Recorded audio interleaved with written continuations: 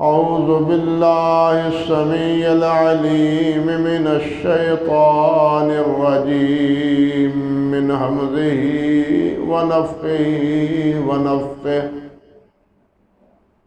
بسم الله الرحمن الرحيم لا تجد قوما يؤمنون بالله واليوم الآخر يوادون من حاد الله ورسوله ولو كانوا آباءهم أو أبناءهم أو إخوانهم أو عشيرتهم أولئك كتب في قلوبهم الإيمان وأيدهم بروح منه ويدخلهم جنات تجري من تحتها الأنهار خالدين فيها رضي الله عنهم ورضوا عنه أولئك حزب الله ألا إن حزب الله هم المفلحون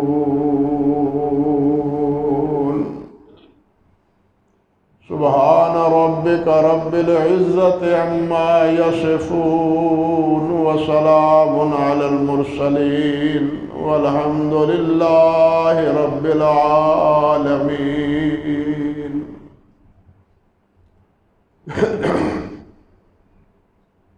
محترم و معزز سامعین کرام،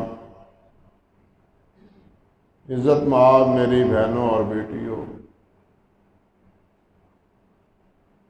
گزشتہ خطبے میں آپ یہ سن رہے تھے کہ اللہ سبحانہ و تعالی نے ہمارے لیے حضرت سیدنا ابراہیم علیہ السلام کی حیات طیبہ کو بطور اسوہ اور نمونہ کے بنا پیش کیا ہے، اور وہ نمونہ اس اعتبار سے بالخصوص جو انہوں نے اہل کفر کے ساتھ اپنی برات، اپنی مخاصمت اور مخالفت، اور ان کے مقابلے میں اللہ سبحانہ و تعالیٰ کے ساتھ جڑے رہنے اور اللہ کی اطاعت اور فرمانبرداری کرتے رہنے کا جو عزم اور جو ارادہ فرمایا، بلکہ اظہار بھی اس کا کیا، اس کا ذکر آپ سے کر رہا تھا۔ اور یہ ایسا موضوع ہے کہ قرآن مجید میں ایک نہیں بلکہ کئی مقامات پر اہل ایمان سے یہ بات بتقرار فرمائی گئی ہے کہ تم کفار کے ساتھ اپنا دلی تعلق، موالات، ان سے اپنی محبتیں اور امیدیں وابستہ مت رکھو۔ وہ باہم ایک دوسرے کے جو دوست ہیں، لیکن تمہارا ان کے ساتھ کوئی ناتا اور کوئی میل اور جوڑ نہیں ہے۔ وہ تمہارے ساتھ دشمنی رکھتے ہیں، بلکہ کوئی موقع نہیں جانے دیتے تمہارے ساتھ دشمنی اختیار کرنے، حتیٰ کہ اللہ نے فرمایا قد بدت البغضاء من افواہہم وما تخفی صدورہم اکبر، کہ جو کچھ تم ان کی زبان سے سن رہے ہو وہ تو سن ہی رہے ہو، لیکن ان کے دلوں میں جو تمہارے خلاف بغض اور عناد چھپا ہوا ہے وہ اس سے کہیں بڑا ہے۔ اور اس موالات اور برا، الولاء والبراء، یہ دو اصطلاحی الفاظ ہیں۔ دوستی رکھنا اور برات کا اظہار کرنا، لا تعلقی کا اظہار کرنا۔ یہ برات اور لا تعلقی کس وجہ سے؟ اللہ سبحانہ و تعالیٰ نے فرمایا ہے کہ یہ اس وجہ سے ہے کہ یہ لوگ تمہارے دین کا مذاق اڑاتے ہیں، نبی علیہ السلام کا بھی مذاق، دین کا بھی مذاق، دینی احکام کا بھی مذاق۔ یہ جرم ہے دراصل ان یہود و نصارہ اور کفار کا، جس کی وجہ سے کئی مقامات پر اللہ سبحانہ و تعالیٰ نے فرمایا ہے کہ ایمان والو ان کے ساتھ اپنا تعلق نہ رکھو، ان سے اپنی دلی تعلق، دلی وابستگی یہ تمہاری نہیں ہونی چاہیے۔ اور یہ جو آیت آج آپ کے سامنے پڑھی ہے سورۃ المجادلہ کی، یہ آخری آیت ہے۔ ان میں پہلے تو ایک اصول کے تحت ایک بات اللہ ذو الجلال والاکرام نے ارشاد فرمائی، اور پھر اسی اصول کے مطابق اہل ایمان کے ایک کردار اور عمل کا اللہ تعالیٰ نے ذکر فرمایا۔ اصول اور ضابطہ کیا ہے؟ اللہ فرماتے ہیں لا تجد قوم یؤمنون باللہ والیوم الآخر یوادون من حاد اللہ ورسولہ، کہ تم کسی کو نہیں پاؤ گے جو اللہ اور قیامت پر ایمان رکھتے ہیں، وہ دوستی رکھیں من حاد اللہ ورسولہ، ان سے جو اللہ اور اللہ کے رسول کے باغی ہیں اور اللہ اور اللہ کے رسول کے نافرمان ہیں۔ یعنی ایک ہے مومن،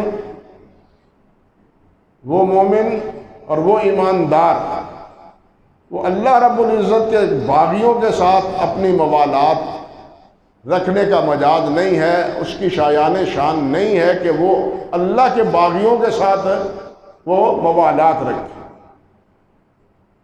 یہ صورت اگر آپ پہلی آیات میں پڑھیں تو پہلی آیات میں جو اللہ اور اللہ کے رسول کے باغی ہیں ان کو اللہ ذو الجلال نے حزب الشیطان کہا ہے، اسی صورت حزب الشیطان کہا ہے۔ اور دوسرے مقامات پر تو اللہ سبحانہ و تعالیٰ نے کہیں انہیں ان شر الدواب عند اللہ کہا ہے کہ سب سے برے زمین پر چلنے والے یہ اللہ کے دشمن ہیں، اللہ کے رسول کے دشمن ہیں، کافر ہیں، یہود و نصارہ ہیں۔ اور کہیں اللہ تعالیٰ نے فرمایا اولئک ہم شر البریہ، کہ یہ کائنات کے سب سے شریر اور سب سے زیادہ خطرناک لوگ ہیں یہ یہود و نصارہ اور یہ کفار۔ یہ تمہارے دوست نہیں ہیں، تمہارے خیر خواہ نہیں، ان کی دلی تمنا ہمیشہ یہی رہی ہے کہ یہ مسلمان جیسے کیسے بھی ہیں یہ اسلام کا نام چھوڑ دیں، اسلام کے ساتھ اپنی تعلق اور وابستگی ختم کر دیں۔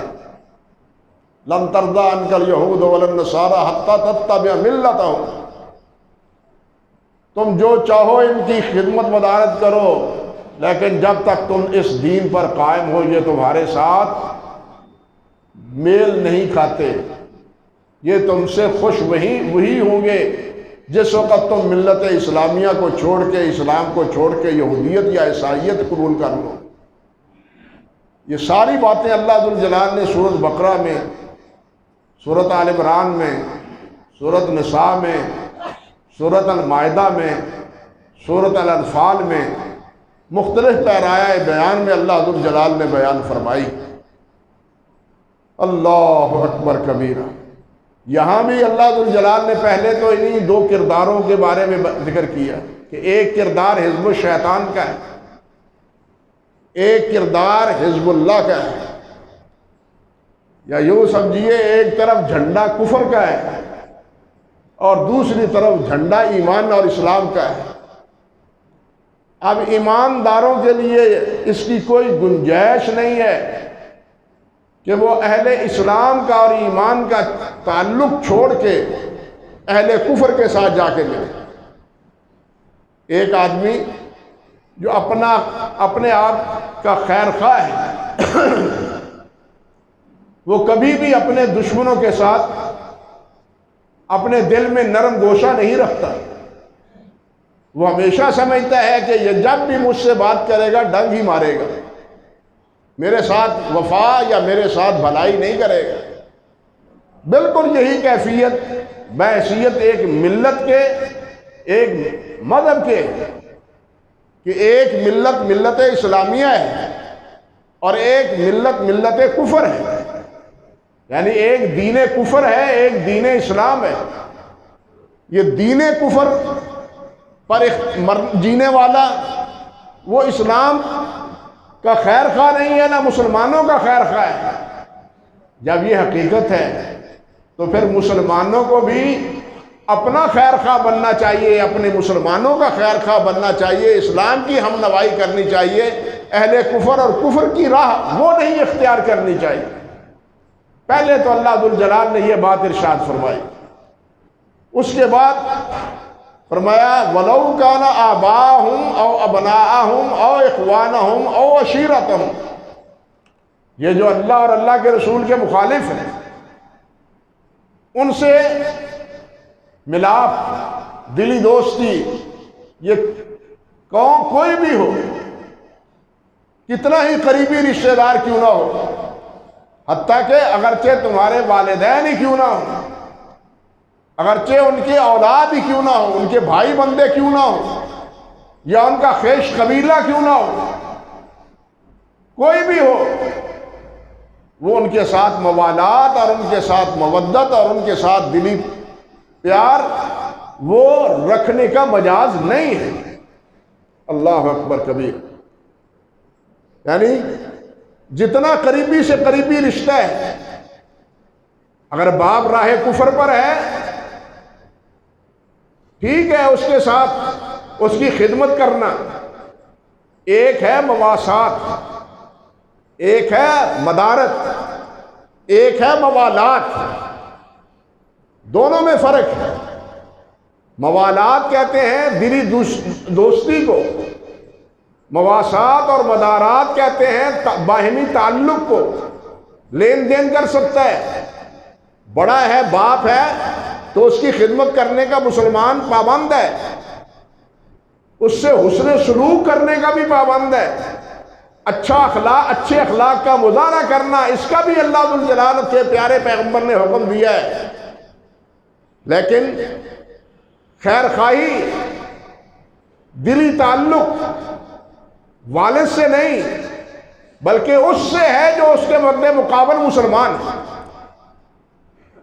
خدمت اور مسئلہ ہے، صحابہ کرام رضوان اللہ علیہ مجمعین مسلمان ہوئے تو سبھی کے والدین مسلمان نہ تھے، سبھی کی اولاد مسلمان نہ تھی، لیکن انہوں نے ان کے ساتھ ناطہ نہیں توڑا، باپ ہونے کے ناطے خدمت کی ہے، بھائی ہونے کے ناطے حسن سلوک کیے ہیں، لیکن جب تقابل کا معاملہ آیا ہے تو بھائی علیحدہ ہے، باپ علیحدہ ہے، مسلمان علیحدہ ہے۔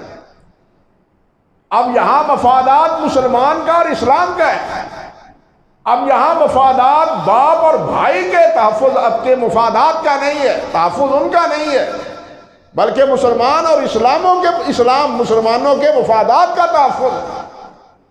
یہ صحابہ کرام کے عمل و کردار میں ہم دیکھتے ہیں۔ آپ دیکھیے جس وقت غزوہ بدر ہوا ہے، غزوہ بدر کے موقع پر کفار کی طرف سے دمدراتے ہوئے عتبہ، شیبہ اور ولید آئے مقابلے کے لیے، مبارزت کے لیے۔ اور کون ہے تم میں سے لڑائی کرنے والا ہمارے ساتھ؟ نبی علیہ السلام نے چند انصار کو فرمایا کہ تم چلو۔ عتبہ شیبہ کہنے لگے یہ کون ہے؟ ہم تو ان کو پہچانتے بھی نہیں ہیں، ہم کیا جا کے بتلائیں گے اہل مکہ کو کن کو مار کے آئے ہیں؟ ہمارے مقابلے میں ان کو بھیجو جو ان کو ہم جانتے ہیں، ان کو بھیجو۔ نبی علیہ السلام نے فرمایا علی چلو، تم نکلو، علی تم نکلو، حمزہ تم چلو، عبید بن حارث سے کہا کہ تم نکلو۔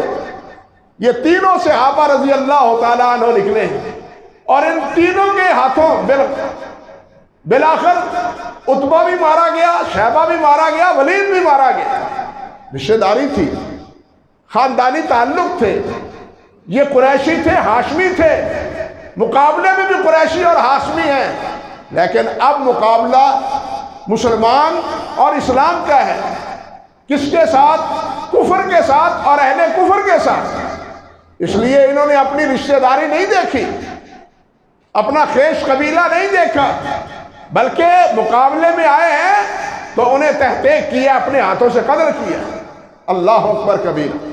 اسی بدر کے موقع پر آپ دیکھیں ابو عبیدہ بن جراح رضی اللہ تعالی عنہ، بڑے جلیل القدر سے امین، امین ہذہ الامہ لقب ہے نبی علیہ السلام کا دیا ہوا۔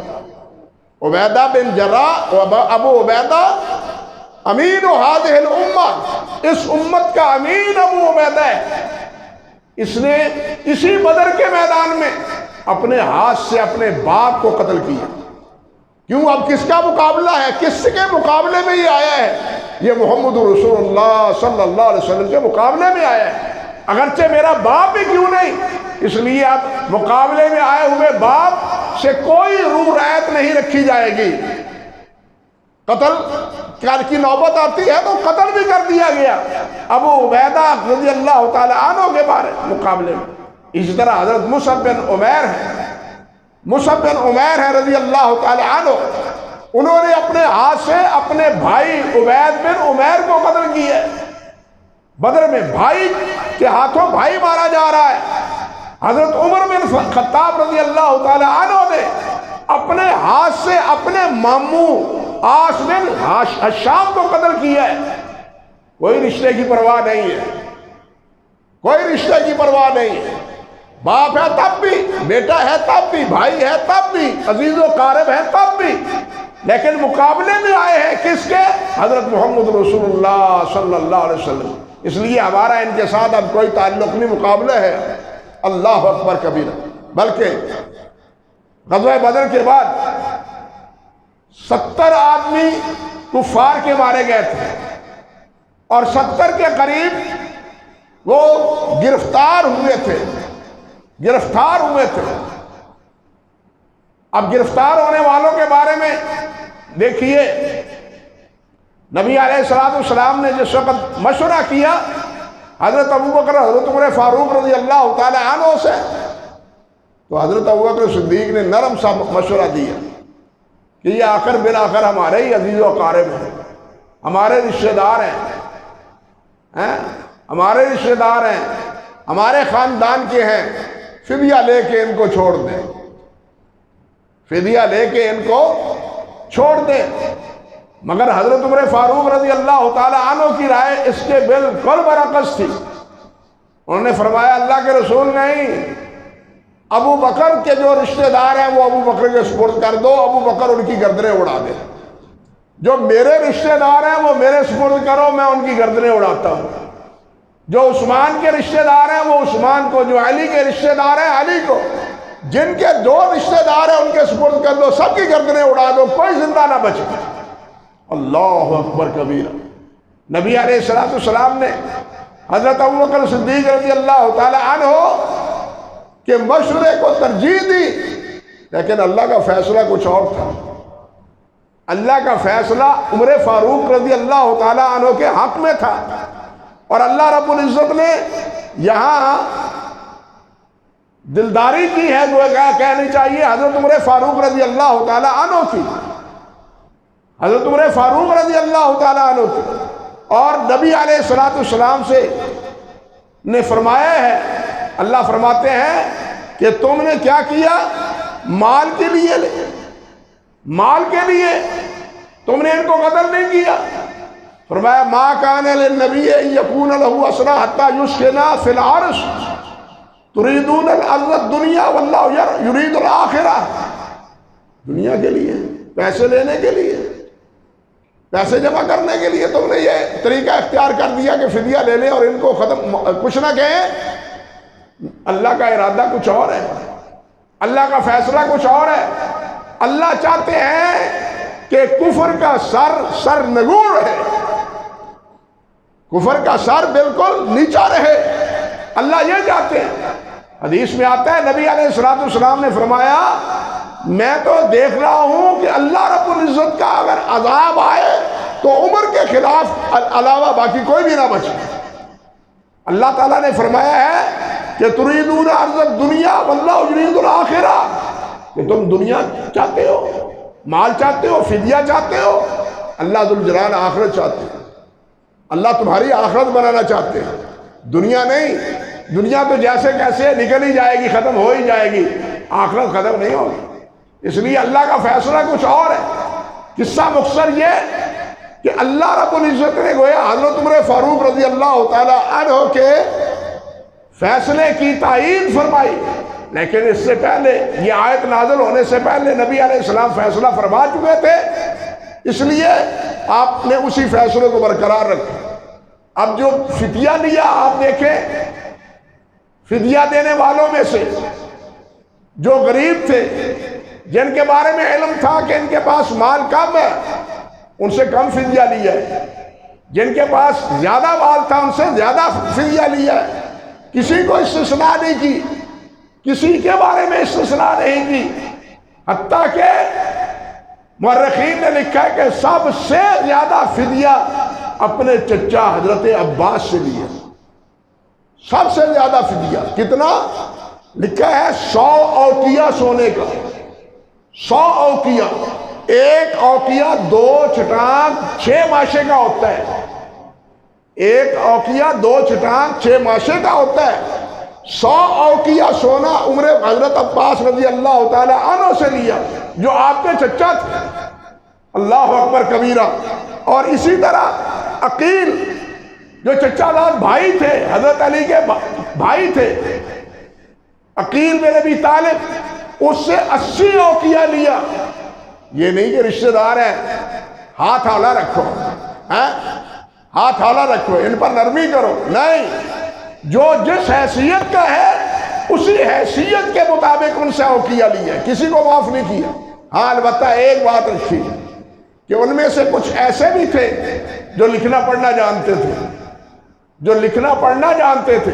نبی علیہ السلام نے فرمایا ہمارے 10 نوجوانوں کو تم لکھنا پڑھنا سکھا دو، جب وہ سیکھ جائیں گے تمہیں آزادی دے دیں گے، جب وہ سیکھ جائیں گے لکھنا پڑھنا تمہیں آزادی دے دیں گے۔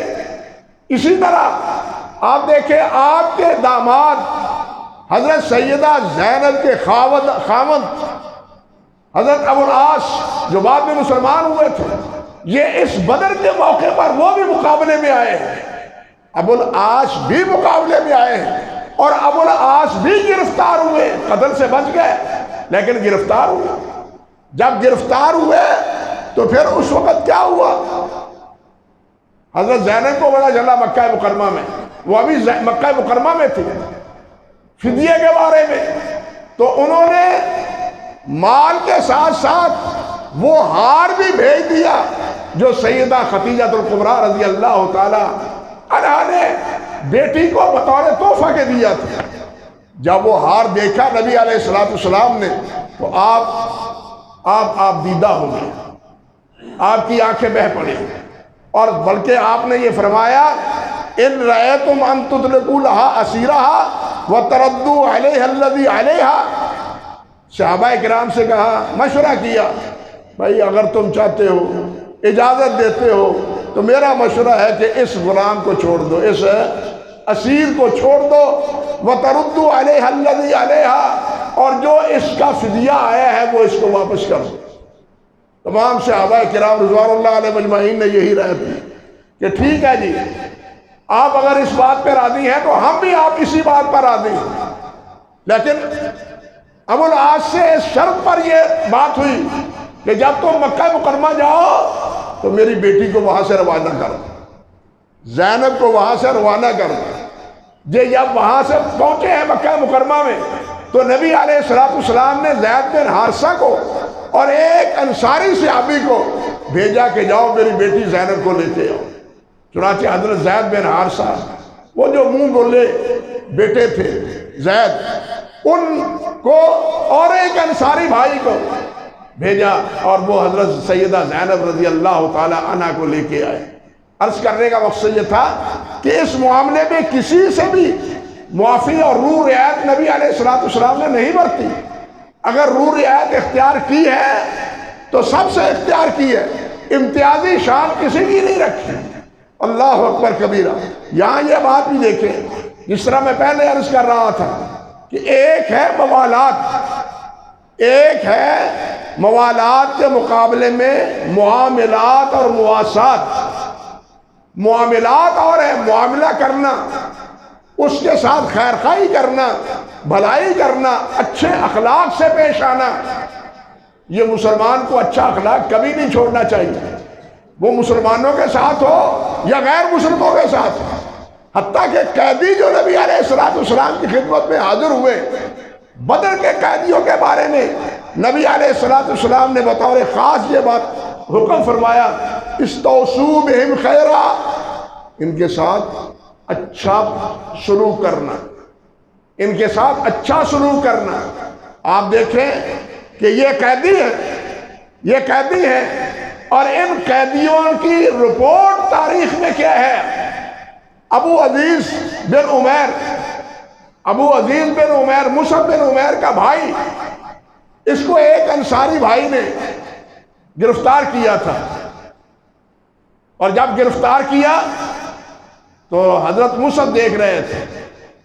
مصعب فرمانے لگے اس کو مضبوطی سے باندھنا، ڈھیلا نہ رکھنا، کہیں چھوڑ کے بھاگ ہی نہ جائے، مضبوطی سے باندھنا. اس کی ماں کے پاس بڑے پیسے ہیں، فدیہ اچھا ملے گا تمہیں. ابو عزیز کہنے لگا تم میرے بھائی نہیں ہو؟ شرم نہیں آتی کیا اپنے بھائی کے بارے میں بات کہہ رہے ہو؟ حضرت مصعب کہتے ہیں رضی اللہ تعالیٰ عنہ، نہیں تیرا خیال غلط ہے، اب تو بھائی نہیں ہے، یہ انصاری میرا بھائی ہے. جب نبی علیہ السلام کے مقابلے میں آیا ہے تو اب تو میرا بھائی نہیں، اب میرا بھائی یہ انصاری ہے جو تمہیں باندھ رہا ہے. اب یہی ابو عزیز کہتا ہے کہ جس انصار کے حصے میں آیا تھا، صبح و شام یہ مجھے کھانا کھلاتے تھے اور خود کھجوریں کھاتے تھے، حتیٰ کہ مجھے شرم آتی تھی کہ مجھے تو کھانا دے رہے ہیں، روٹی دے رہے ہیں، جو کی ہو یا گندم کی ہو، لیکن خود کھجوریں کھا رہے ہیں. اللہ اکبر کبیرہ. یہ حسن سلوک تھا. نبی علیہ السلام نے ایک دفعہ حضرت عمر فاروق رضی اللہ تعالیٰ عنہ کو حلہ دیا. حلہ کہتے ہیں زبائش، یعنی یہ وہ چادر جو ریشمی ہو، اس کو عربی زبان میں حلہ کہا جاتا تھا. حلہ کا دیا نبی علیہ السلام نے. مردوں کے لیے تو ریشمی لباس حلال نہیں ہے، مسلمانوں کے لیے کافر جو مرضی پہنے، وہ سونا پہنے یا ریشم پہنے، لیکن مومن کے لیے، مسلمان کے لیے نبی علیہ السلام سے مروی ہے. حضرت علی فرماتے ہیں رضی اللہ تعالیٰ عنہ، نبی علیہ السلام نے فرمایا کہ دیکھو یہ میرے ہاتھوں میں کیا ہے. عرض کیا گیا جی ایک ہاتھ میں سونا ہے، دوسرے میں ریشم ہے. فرمایا یہ دونوں میری امت کے مردوں پر حرام ہیں، میری امت کے مردوں پر یہ دونوں چیزیں حرام ہیں. نہ مسلمان سونا پہن سکتا ہے، نہ مسلمان ریشم پہن سکتا ہے. ہاں کافر ہو وہ جو مرضی پہنچے، وہ تو پابند نہیں ہے دین کا. تو اب نبی علیہ السلام کے پاس حلہ آیا تو وہ حضرت عمر فاروق کو دیا، اور حضرت عمر فاروق سے کہا کیا؟ فرمایا کہ یہ مکے بھیج دو اپنے بھائی کے لیے، تم نے تو پہننا نہیں ہے، یہ مردانہ ہے، عورتوں کا ہو تو چلیے کسی عورت کو بھیج دیا جاتا ہے، یہ چادر ہے مردوں کے لیے، اس لیے اسے مکے میں اپنے بھائی کے لیے بھیج دو. یعنی دیکھیے کہ کافر بھائی کو بھی نبی علیہ السلام نے حسن سلوک سے جو ہے نا وہ بنا نہیں کیا، بلکہ اس کی ترغیب دی.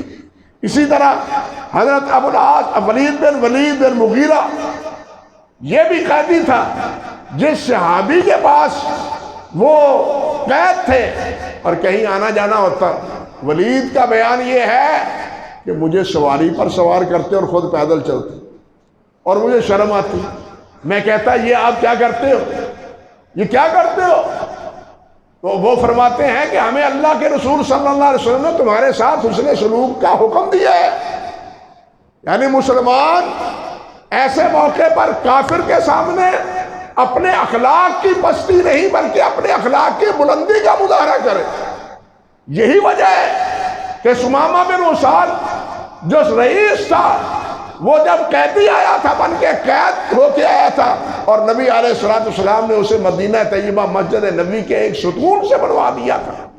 نبی علیہ السلام پاس سے گزرتے، فرماتے علی کیا حال ہے، کیا بات ہے؟ تو وہ بڑے ٹکے کا جواب دیتا ہے، ان تقتل ذا دم، اگر تم قتل کرو گے تو میرا قتل معاف نہیں ہوگا، اس کے بدلے میں قتل کیا جائے گا، میرا خاندان ایسا گیا گزرا نہیں ہے، وہ بدلہ لے کر چھوڑے گا، اور اگر تم احسان کرو تو احسان اچھی بات ہے۔ ابھی یہ کہتا ہے 3 دن بدا رہا، صحابہ کرام کا اخلاق دیکھتا ہے، نبی علیہ السلام کا اخلاق دیکھتا ہے۔ 3 دن کے بعد نبی علیہ السلام نے فرمایا اس کو چھوڑ دو۔ جب چھوڑا، گیا باہر جا کے کہیں جب غسل کیا، غسل کر کے واپس پلٹ آیا، عرض کرتا ہے حضور مسلمان بنا لیجیے، مسلمان بنا لیجیے۔ وہ کس وجہ سے مسلمان ہوا ہے؟ تاریخ کے اوراق شاہد ہیں کہ وہ اس بنا پر مسلمان ہوا، نبی علیہ السلام کا حسن اخلاق اور نبی علیہ السلام کے صحابہ کرام کا کردار اور اخلاق دے۔ مسلمان کو اپنے اخلاق کی پستی کا کبھی بھی مظاہرہ نہیں کرنا چاہیے۔ نبی علیہ السلام حسن اخلاق کے پیکر تھے۔ اللہ ذو الجلال والاکرام نے انکا علی خلق عظیم فرمایا ہے، انکا علی خلق عظیم فرمایا ہے کہ آپ بڑے ہی اخلاق کے مالک ہیں، عظیم خلق اللہ تعالیٰ نے تمہیں عطا فرمایا ہے۔ اور یہی اخلاق کا سبق نبی علیہ السلام نے نبی صحابہ کرام کو دیا، اور یہ اخلاق اپنوں کے ساتھ بھی دوسروں کے ساتھ بھی، یعنی مواسات علیحدہ مسئلہ ہے، معاملات علیحدہ مسئلہ ہے، موالات علیحدہ مسئلہ ہے۔ مواسات ہے دلی طور پر کسی کے ساتھ تقرب، محبت، پیار کرنا، لیکن یہاں ایک بات قابل غور ہے، آپ کافر کو کافر سمجھتے ہیں، آپ کافر کو کافر سمجھتے ہیں، یہودی کو یہودی اور عیسائی کو عیسائی سمجھتے ہیں، آپ ان سے تعلق تو نہیں رکھتے، موالات تو نہیں رکھتے، لیکن سوچنے کا مسئلہ یہ ہے کہ لباس پھر ہم انہی کا پہنتے ہیں، وضع قطع پھر ہم ان کی اختیار کرتے ہیں، تہذیب و تمدن ہم انہی کا اختیار کرتے ہیں۔ تو آپ مجھے بتلائیے مواسات اور کس بات کا نام ہے؟ جب ان کے رنگ میں آپ رنگے گئے ہیں، تعلیم میں بھی، تجارت میں بھی، بود و باش میں بھی، لباس میں بھی، تو پھر موالات کہاں گئی؟ موالات کی مخالفت، وہ موالات کیا ہوئی؟ یہ موالات تو نہیں، برات تو نہیں، موالات ہوئی۔ برات نہیں ان سے، بلکہ ان سے موالات ہے کہ تمہارا لباس ہمیں پسند، تمہاری وضع قطع ہمیں پسند، تمہاری شکل و صورت ہمیں پسند نہیں۔ بھائی ہمیں شکل و صورت وہ اختیار کرنی چاہیے جو اللہ کے رسول صلی اللہ علیہ وسلم نے اختیار کی، وہ لباس اور وہ وضع قطع اختیار کرنی چاہیے جو اللہ کے رسول صلی اللہ علیہ وسلم اور حضرات صحابہ کرام کے ساتھ۔ ہم 100 بار کہتے رہے نہیں جی، ہم ان کو کب دلی دوست بناتے ہیں، لیکن ذرا اپنے عمل و کردار پر نظر دوڑا کے دیکھیں کہ ہمارا حال، ہمارا عمل، ہمارا کردار وہ کیا ہمیں رہنمائی کر رہا ہے کہ ہمارا رخ کس طرف ہے، ہمارا رخ کس طرف ہے، ہم کس تہذیب کے دل دادا ہیں، کس تہذیب کے گن گا رہے ہیں۔ میں تو کہا کرتا ہوں کہ ان کی تہذیب کو تہذیب کہنا ہی تہذیب کی توہین ہے، ان کی تہذیب کو تہذیب کہنا ہی تہذیب کی توہین ہے۔ جس تہذیب میں نہ ماں کی قدر ہے، نہ باپ کی قدر ہے، نہ بھائی کی قدر ہے، بلکہ باپ ماں بوڑھے ہو جاتے ہیں تو ان کی تہذیب کہتی ہے کہ ان کو اولڈ کیمپ میں جا کے چھوڑ آؤ، ان کی خدمت مت کرو۔ آج افسوس یہ ہے کہ یہی کردار آپ کے پوش علاقوں میں روا رکھا جا رہا ہے۔ آپ کے ملک میں بھی یہ اولڈ کیمپ بنائے جا رہے ہیں۔ کن کی نکالی میں؟ اللہ ذوالجلال نے حکم دیا ہے کہ والدین بوڑھے ہو جائیں ان کی خدمت کرو، اف تک نہ کرو۔ یہ نہیں کہ ان کو اٹھا کے اولڈ کیمپ میں پھینک آؤ تاکہ ان کی خدمت نہ کرنی پڑے۔ انا للہ و انا الیہ راجعون۔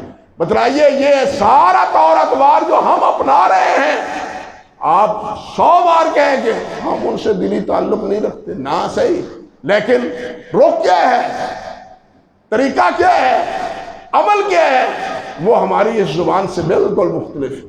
اس لیے میرے بھائیوں، ہمیں اپنے عمل و کردار پر نظر ثانی کرنی چاہیے۔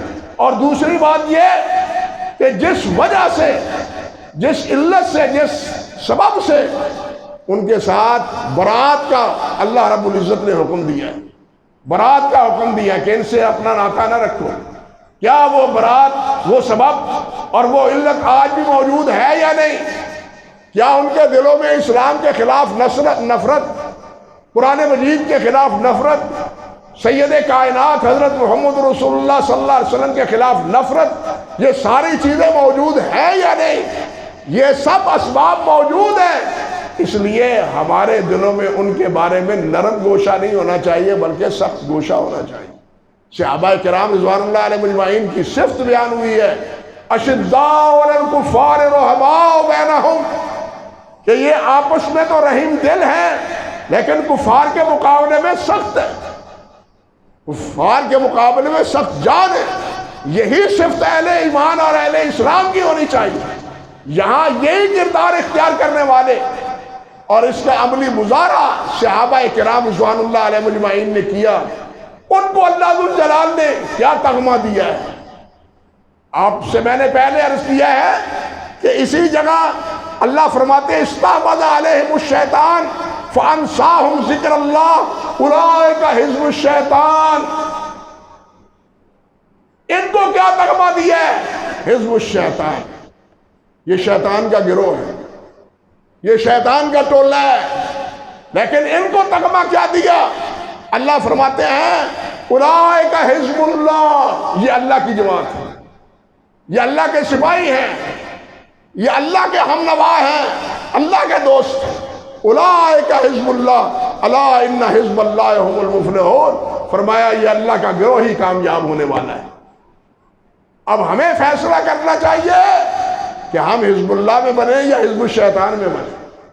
حزب الشیطان تو وہ ہے جو اللہ اور اللہ کے رسول سے بغاوت اختیار کرتے ہیں، جو اللہ اور اللہ کے رسول کا استہزاء کرتے ہیں، جو اللہ اور اللہ کے رسول اور دین کا مذاق اڑاتے ہیں، یہ ہے حزب الشیطان۔ 100 آپ ان کو کہیں یہ جی بڑے معذب ہیں، یہ ہیں وہ ہیں، نہیں، یہ حزب الشیطان ہے۔ یہ کم سے کم سمجھنا چاہیے کہ یہ اولاد کن کی ہے؟ قردۃ الخنازیر کی اولاد ہے۔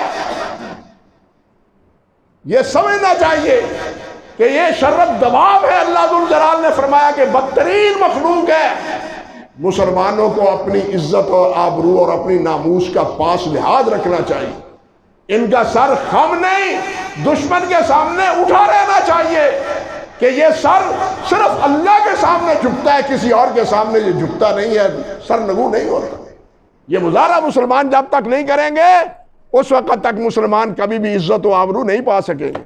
یہ اسی وقت ہے جب ہم حزب اللہ کی عمل و کردار اختیار کریں کہ اللہ کے ساتھی بنیں، اللہ کے رسول کے ساتھی بنیں، اور جو اللہ اور اللہ کے رسول کا باغی اور دشمن ہے اس کے ساتھ اپنا ناطہ اور تعلق توڑ دیں۔ یہ اس وقت ہوگا۔ اللہ سبحانہ و تعالی ہمیں اسی اصول اور ضابطے پر زندگی گزارنے کی توفیق عطا فرمائے۔ اللہ ہمیں حزب اللہ بنائے اور حزب الشیطان سے اللہ تعالی ہمیں کوسوں دور رکھے۔ وآخر دعوانا ان الحمد للہ رب العالمین۔